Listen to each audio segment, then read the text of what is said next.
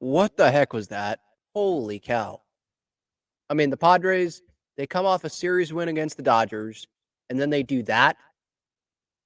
I guess we should have expected that to happen for them to blow a game against the Colorado Rockies.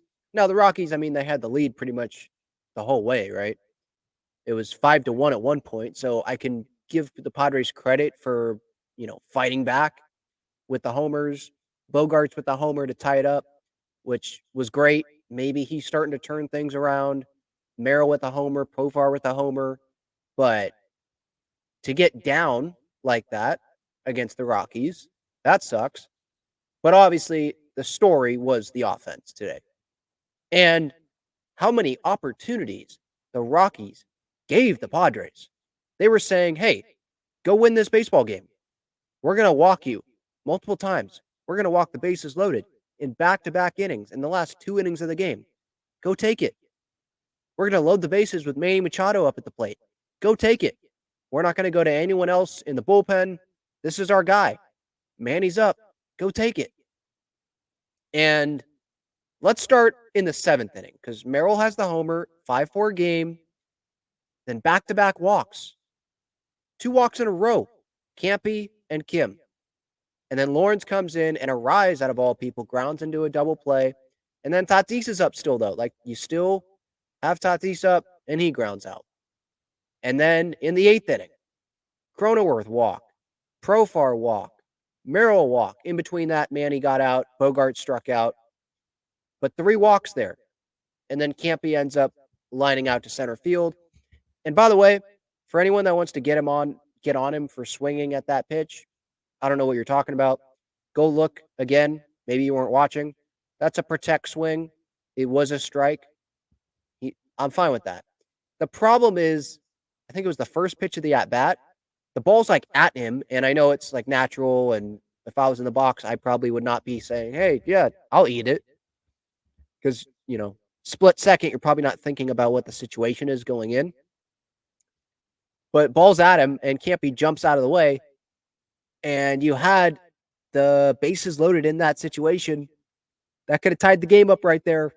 And instead, Campy gets out, and it's a 5-4 game that ends up being the final. 9th inning, Kim, leadoff walk. Now, this was just crappy for us. I mean, Jake Cave makes a tremendous catch. Arise puts the ball in play. Cave diving catch, which changed the entire inning, because if we fast forward here, and let's just say some of these things would have happened. So Kim's on first, Arise gets out. Let's say that ball drops in. Kim is on third, maybe? Maybe he's on second because Kim has to make sure that ball gets down, right? So let's say first and second. Then a walk, that's bases loaded, nobody out in that spot. Then Cronenworth walks. Tie game right there, still with the bases loaded, with nobody out. Manny grounds into double play. Okay, a run scores. Well, they'd be playing infield in, but so let's take out that part there. But like going up to the Cronenworth walk there, if that ball gets in, tie game, and the Padres didn't do anything really to make it a tie game. I mean, Arise putting the ball in play there, but just free passes after free pass after free pass after free pass. It's like, hey, lots of opportunities that were given to you, Padres hitters, and they could not take advantage of them. So frustrating. 0 for 6 with runners in scoring position tonight. 9 left on base. Remember that Dodger game Friday? They had like 1 hit with runners in scoring position. That 1 hit was the walk-off. That's all they needed, it felt like, here today. That 1 big hit. Manny, come through with a gapper or something to end that game, and you go win that game.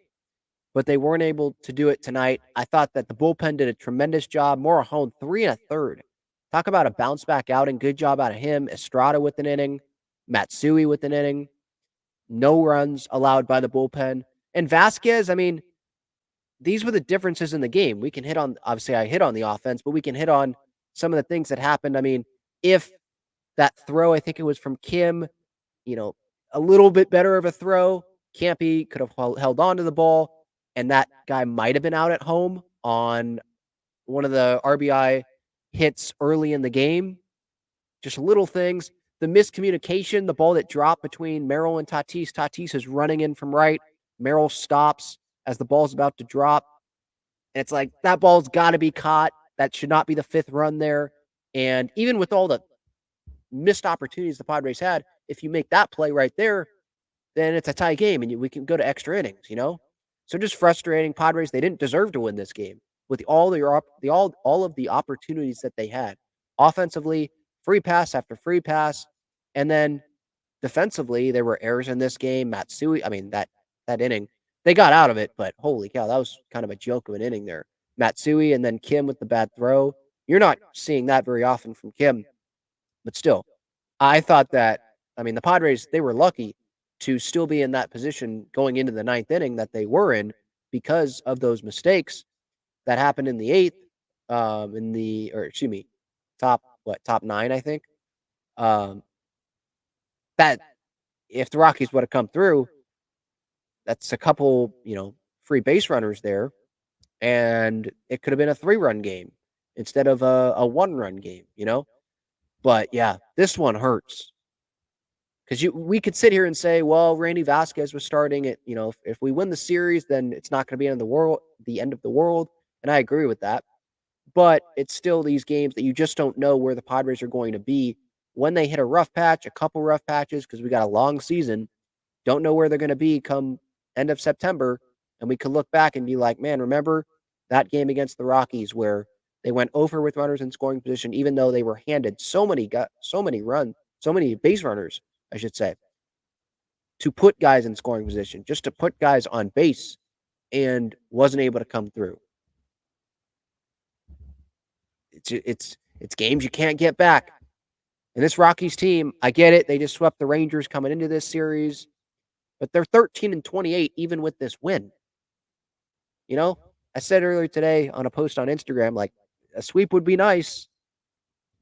I don't ask for sweeps against most teams, but when you're facing a team like the Rockies, it would be nice to take advantage of that. When you're playing good baseball, you have 4 straight series wins. If they have 5 straight, let's say they win the next 2 games, I'm not going to be spending a ton of time probably on the live show after this series on today's game because I'll be like, hey, they won the series. But this one hurts in the moment, no doubt about that. It would be one thing if you were facing the Dodgers. That would hurt because it's the Dodgers, but you're just seeing that record.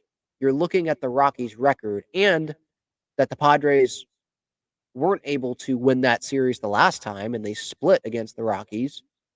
It just is kind of compounding the disappointment when we're facing this Colorado Rockies team. I like what I'm seeing from Xander, having a home run in back-to-back days and switch to the axe bat, which maybe improving his bat speed and power therefore as well a little bit. And Cronenworth, I think, uses one. Kim, I think, uses one. I think there's one other, maybe Campy. They like it, so maybe pass that around to some other guys that are struggling right now.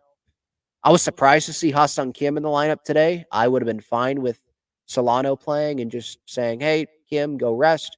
We're facing the Rockies.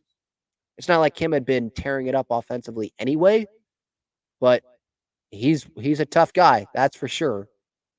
So, I mean, we'll see if they give him a day off. Maybe they'll give him Wednesday off so he has back-to-back days because he's someone we know. He's someone that plays every day. But yeah, no doubt about that. A disappointing, pretty crushing loss in the moment, because this team makes you believe a little bit, right? When you have those homers from Merrill and Profar to get you back in it.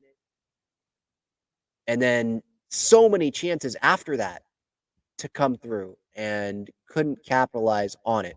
I thought maybe the chance, I think it was in the 7th inning, where they blew that chance. It was after the Merrill home run. Yeah, I went through this. The back-to-back walks, and you can't get anything after that. Can't get anything from that. Can't be in Kim walking. I thought maybe, okay, that's it. That's the opportunity there, and game over. But what makes it even more painful is they had more opportunities after that. In the 8th inning, like I talked about, 3 walks in that inning and couldn't get anything out of it. 9th inning, bases loaded. 3 walks in that inning. Couldn't get anything out of it. And your big guys, Manny Machado, you get this huge contract. They pay you to come through in those moments. As much as I love Manny, didn't come through in that moment. rolled it over, and he's one of the reasons why the Padres ended up losing tonight. That play is probably going to be spotlighted because it's, we're some of us, we have, recency bias, and that's the last thing. That was the ending of the game. So we remember that. But there were plenty of other chances as well in this game. But that was one of them.